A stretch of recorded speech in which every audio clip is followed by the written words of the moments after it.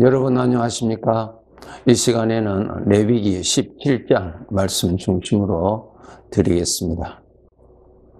우리 하나님의 백성들이 하나님의 은혜를 정말 깊이 깨달으실수록 정말 하나님을 더 잘 섬길 수 있게 되지요. 그 하나님의 은혜 중에 아주 정점을 이루는 것이 예수님이 나 대신 십자가에서 죽으신 죽음입니다. 이것을 우리가 정말 깨달으셔야 됩니다. 하나님의 법에 죄가 있으면 죄에 대해서는 반드시 죽음밖에 없습니다. 영원한 죽음입니다. 그 영원한 죽음에서 건져주시기 위해서, 구원해 주시기 위해서 예수님이 대신 죽으시고 나를 빼내 주신 것입니다. 이것을 우리가 많이 들었기 때문에 지식적으로는 너무너무 잘 알지만 가슴적으로 정말 깨달으셔야 됩니다. 정말. 여러분, 우리가 신문을 통하여서 어느 곳에서 슬픈 어떠한 사건이 일어난 것을 우리가 들을 때, 이러한 사고가 났구나. 그렇게 우리가 읽고 알고 그냥 지나가죠. 그런데 그러한 사건이 바로 나와 관계 있는 내 집안에 그런 일이 일어났다고 했을 경우에는 그렇게 반응이 일어날 수가 없죠. 그냥 마음적으로 충격을 받고 거기에 완전히 사로잡히죠. 그것이 정말 그 사건에 대해서 아는 것입니다. 이 가슴이 아는 것입니다. 예수님의 십자가의 죽으심이 그것입니다. 마치 제3자의 사건처럼 예수님이 이렇게 해서 죽으셨구나. 이렇게 때문에 대신 죽으셨구나. 제3자의 사건을 보는 것처럼 지식적으로 알 수 있고 심지어는 그것을 남에게 가르쳐 줄 수도 있습니다. 그런데 자기 가슴은 전혀 깨닫지를 못한 것입니다. 여러분, 우리 하나님의 자녀들이 하나님의 말씀을 들을 때 머리로 듣는 거 아니에요. 가슴이 깨달아져야 돼요. 가슴이. 이 마음이 깨달아져야 됩니다. 왜? 나는 영적인 존재이기 때문에 이 마음이 깨달아져야 돼요. 그래서 성경에 보면은 들을 귀가 있는 자나 들을 귀가 있는 자여 이렇게 말씀하셨죠. 너희가 말씀을 들어도 깨닫지도 못하고 보아도 보지도 못하고 라는 말씀이 있죠.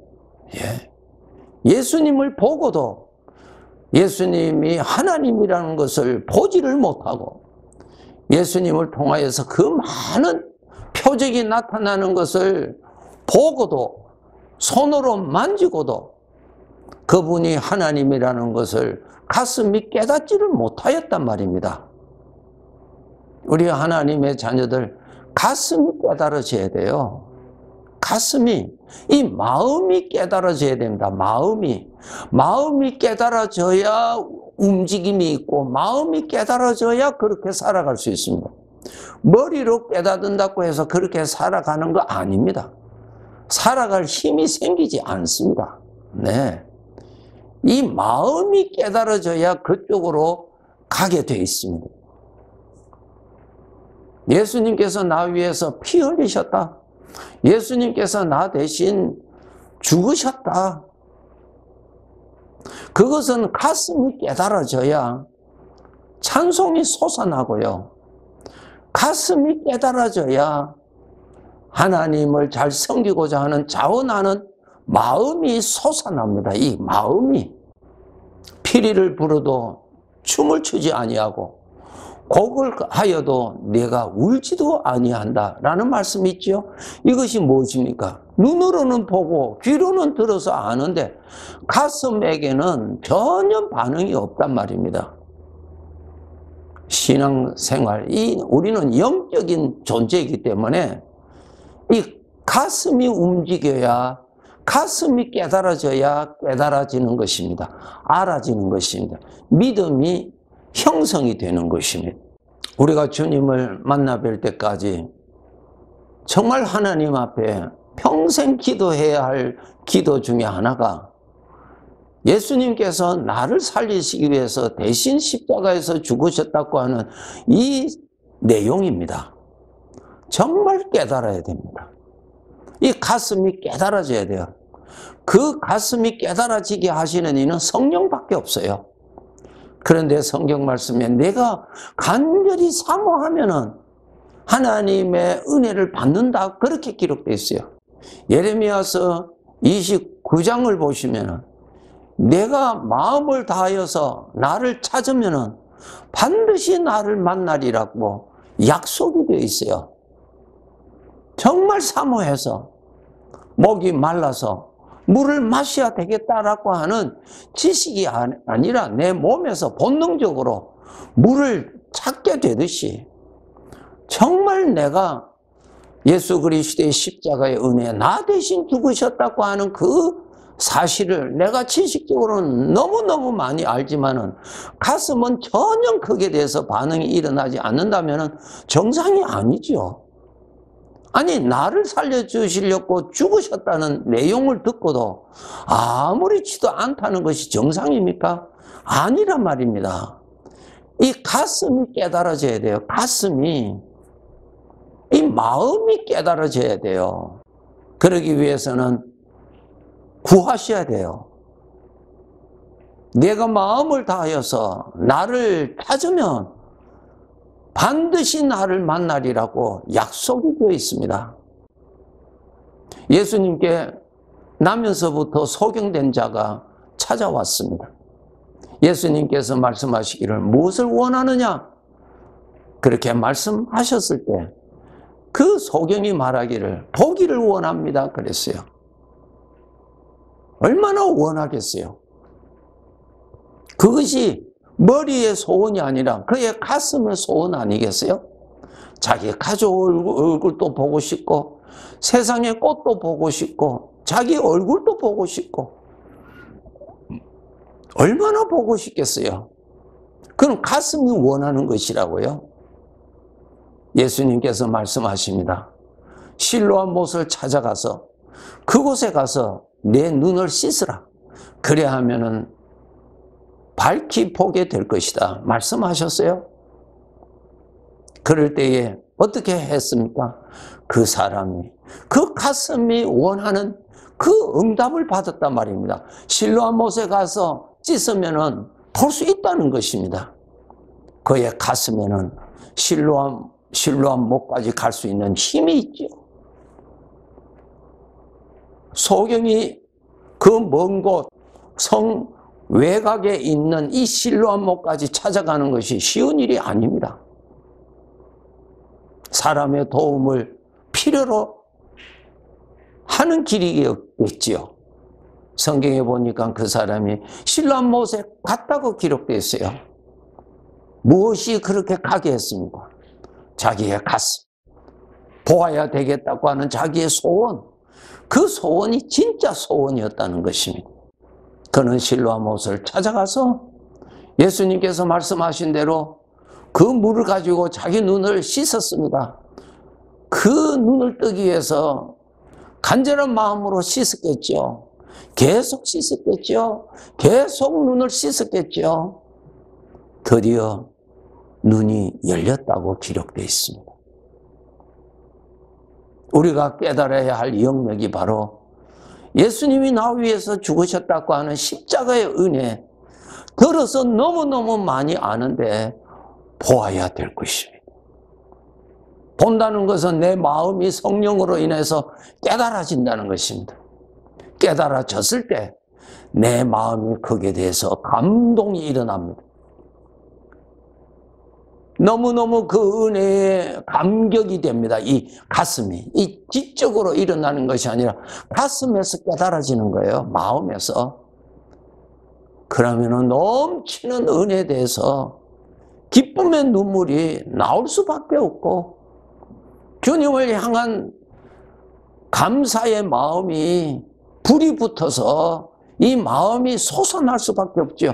아니, 나를 살려주시려고 죽으신 분을 이제 내가 깨달았으니까, 그분의 죽음으로 인해서 내가 천국까지 갈 수 있도록 해주신 죽음이니까 그 은혜를 깨달은 가슴이 가만히 있겠어요? 하나님께 영광 올리고 감사를 올릴 수밖에 없고, 그분이 기뻐하시는 것을 해드리고 싶어하는 자원하는 마음이 일어나고, 그분의 은혜를 내가 자랑하고 싶고, 그렇게 일어나는 것이 매우 정상적이죠. 이 가슴이 그렇게 반응한단 말입니다. 이 가슴이, 우리는 이제는 하나님의 은혜 반응이 일어나는 가슴을 가지고 우리는 살아야 되는 것입니다. 우리 하나님의 백성들, 십자가의 은혜를 정말 깨달으셔야 됩니다. 깨달았다고 하는 사람들도 더 깨닫도록 더 강구하셔야 됩니다. 그 깨달음이 끝이 없겠죠. 내가 하나님 앞에 나갈 수 있는 것도 예수님 때문에 나갈 수가 있지, 예수님 없으면은 갈 수가 없어요. 예수님 말씀하셨죠. 요한복음 14장 6절에 보시면은 내가 길이다, 내가 문이다 그랬잖아요. 하나님에게로 갈 수 있는 유일한 길이 나다. 나를 통해서만이, 나를 통해서 내가 있으므로 내가 하나님께 갈 수 있다 그 말입니다. 또 하나님의 은혜가 나에게 올 수 있는 길입니다. 예수님이 길이다 그랬어요. 예수님은 내가 하나님께 갈 수 있는 길이요, 하나님의 넘치는 은혜가 나에게 올 수 있는 길입니다. 예수 그리스도가 없는 사람은 이것이 없는 사람입니다. 그래서 오늘도 하늘로부터 내려주시는 은혜를 예수님 때문에 나에게 보내주시는 것을 아시고 마음을 열어서 받으세요. 엎드려서 받으세요. 영적인 것은 마음으로 받아들이는 것입니다. 음식은 입으로 받아들이는 것이고, 영의 것은 마음으로 받아들이는 것입니다. 받아들이지 아니하면 나에게 임하지 않아요. 음식이 내 앞에 있지만은 음식을 내가 먹지 아니하면은 음식이 내 안으로 못 들어가잖아요. 내가 받아들여야 그 음식이 내 안으로 들어오잖아요. 하나님께서 은혜를 마련해서 주시는데도 내가 마음으로 받아들여야 내 안에 들어온단 말입니다. 광야 이스라엘 백성들에게 하나님께서 만나를 주셨잖아요. 만나를 주셨지만은 그것이 자기들의 배 안으로 들어가기 위해서는 그 사람들이 그것을 먹어야 들어간단 말입니다. 근데 만나를 하나님이 항상 주셨지만은 저들이 먹지 아니하면은 굶어 죽어요. 오늘 또 우리가 하나님의 은혜를 받아야 되는데, 하나님께서는 나에게 주시는데 내가 받아들이지를 않는단 말입니다. 마음으로 받아들여야지요. 생각함으로 받아들여야죠. 그래서 마음에 하나님의 은혜를 채워야 건강하게 살아갈 수 있어요. 하나님 잘 섬길 수가 있어요. 하나님의 은혜를 깨달아질 수가 있다고요. 예수님이 유일한 길입니다. 하나님의 은혜가 나에게 올 수 있는 길이요, 내가 하나님께 나갈 수 있는 길입니다. 오늘도 하나님께서 은혜 위에 은혜를 부어주시는 것을 예수 그리스도로 말미암아 온다고 기록되어 있잖아요. 예수님 때문에 나에게 보내준다고요. 그것을 내가 받아들여야죠. 내게 주신 은혜가 내게 헛되지 아니하여, 사도 바울의 글에 그렇게 있죠. 하나님께서 주신 은혜가 헛되지 아니하도록 해야죠. 받아들이지를 아니하면 헛되게 되잖아요. 받아들여야죠. 예수님께서 기도를 가르쳐 주실 때 일용할 양식을 주옵소서 그랬잖아요. 일용할 양식이 뭡니까? 몸을 위해서 빵도 먹어야 되지만은 나 자신이 믿음 생활하기 위해서 하나님의 은혜를 받아 먹어야 된단 말입니다. 일용할 양식을 하나님이 오늘 또 만나를 주시는데 내가 받아 먹지 않는단 말입니다. 받아 먹어야 건강하지요. 먹지 아니하는데 어떻게 건강합니까? 속지 마시고 예수님 때문에 오늘 또 은혜 위에 은혜를 아버지께서 보내주시는 것을 여러분이 받으셔야 됩니다. 여러분의 가슴에 가득가득하게 다 받으세요. 그래야 그것이 여러분의 기쁨이 되고 여러분에게 하나님을 향하여 내 가슴이 살아나는 것입니다. 예수님께서 나를 살리시려고 죽으셨다고 하는 이 소식을 너무너무 많이 듣고 알고 계시지만은 내 가슴이 알아질 때까지 기도하세요. 그리고 은혜를 깨달은 자도 우리가 주님 만나는 그날까지 더 기도해서 더 많이 깨달아서